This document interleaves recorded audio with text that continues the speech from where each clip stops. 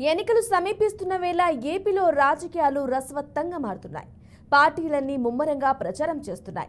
ఇందులో భాగంగా మంగళగిరి మండలంలో వైసీపీ అభ్యర్థి మురుగుడు లావణ్య ఇంటింటికి వెళ్లి ప్రచారం చేశారు.